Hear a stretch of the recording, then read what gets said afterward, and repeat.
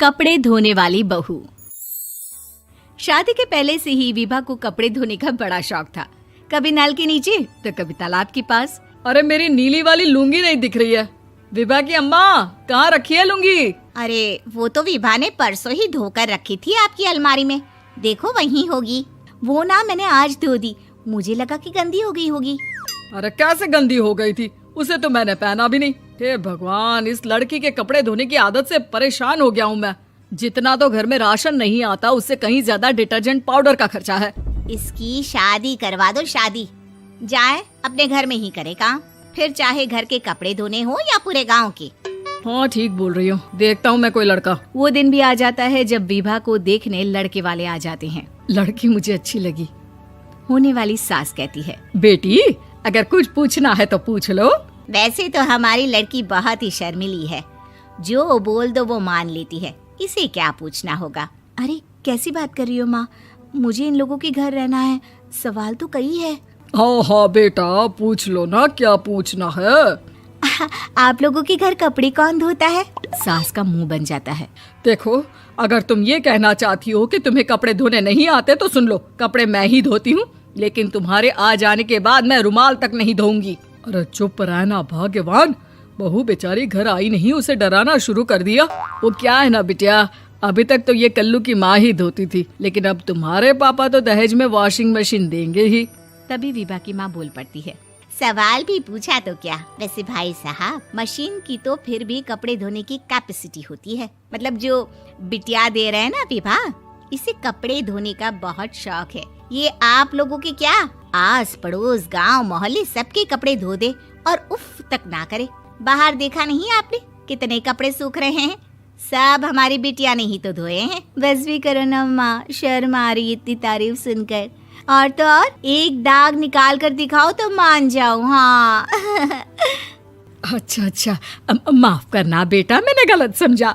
हमें तो रिश्ता बहुत पसंद है। और ऐसे जुड़ जाता है रिश्ता कपड़े धोने का शौक रखने वाली विभा का। उसकी शादी हो जाती है कोयला फैक्ट्री में काम करने वाले कल्लू के साथ। शादी के बाद अचानक विभा चिल्लाती हुई सास के पास आती है। सासू माँ, अरे सासू माँ कहाँ है आप?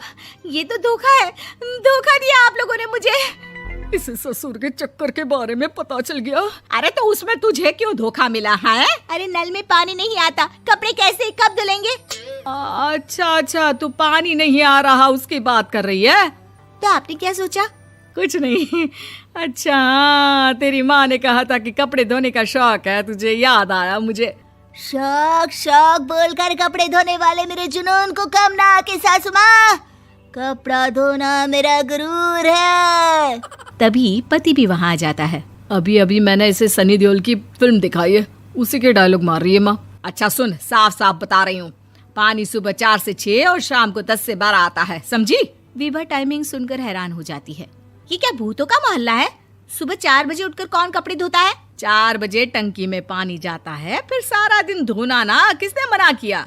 अरे कैसी बात कर रही हैं? 200 लीटर की टंकी में कितने कपड़े धो लूंगी मैं? सुबह ही उठ जाऊंगी मैं। अब क्या था, विभा सुबह 4 से लेकर रात के 12 बजे तक कपड़े ही धोती रहती। एक रोज सास पड़ोस से निकलकर कहीं जा रही होती है कि साथ वाली कहती है, हाँ कल्लू की माँ, जरा ये बताओ कि 2 साड़ी है, 2 ब्लाउज और एक पेटीकोट और एक नाड़े वाला लंबा कच्छा।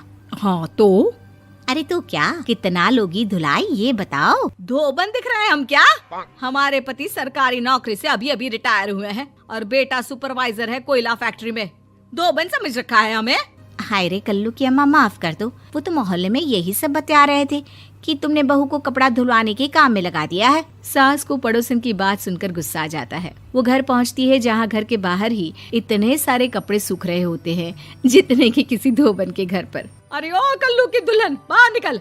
माँ जी यहीं आ जाओ, बाथरूम में चादर धो रहे हैं हम। अरे अभी हम धोते हैं, तुमको बाहर निकलो। ये आस पड़ोस वाले बोल रहे हैं कि हम बहू से कपड़े धुलवा कर उसे कपड़ा धोने वाली बना दिए हैं। अरे छोड़ो ना माँ जी, किन लोगों की बातों में आती हो? आस पास के लोगों का तो काम ही होता है कि वो किसी तरह सास बहू को लड़ा दे। बहू सारे घर के कपड़े धोती है, ये क्या कम है? बोलिए। सास को भी लग जाता है कि वो बहू का ये सनकीपन नहीं छुड़वा सकती, इससे अच्छा है कि खुद ही चुप हो जाए। एक रोज सास और बहू मंदिर जाते हैं, जहाँ सास की साड़ी वहाँ खड़ी भीख मांगने वाली से मिलती है। माँ जी क्या बात है, आपकी साड़ी उस भिखारन से कितनी मिल रही है ना? हाँ हाँ देखो तो, दोनों की साड़ी मिल रही है। क्या बात है कल्लू की अम्मा, तुम खुद को तो अफसर की बीवी बताती हो और ऐसी सिंपल सी प्लेन साड़ी पहनकर घूमती हो। सिंपल और प्लेन नहीं है ये साड़ी। तो क्या सोने के धागे से फूल बने हैं? कुछ भी सासू माँ, कुछ भी। हाँ बने थे इस साड़ी में सोने के धागे से फूल। मेरे पति लेकर आए थे मद्रास से स्पेशली मेरे लिए 10,000 की।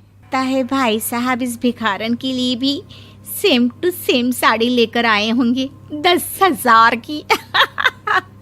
सास उस वक्त तो कुछ नहीं कहती, लेकिन बहू के साथ घर आती है और अलमारी से एल्बम निकाल कर लाती है। ये साड़ी देख रही है, ये वही साड़ी है जिसे मैंने अभी पहना था।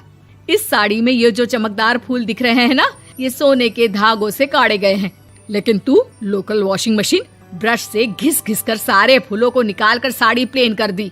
मुझे माफ कर दीजिए सासू माँ। और तो और, जब मैंने तुझे तेरी गलती के लिए कुछ नहीं कहा, लेकिन तूने तो सबके सामने मेरा मजाक ही बना दिया। क्यों? बहू को समझ में आ जाता है कि अब से उसका कपड़े धोना बंद।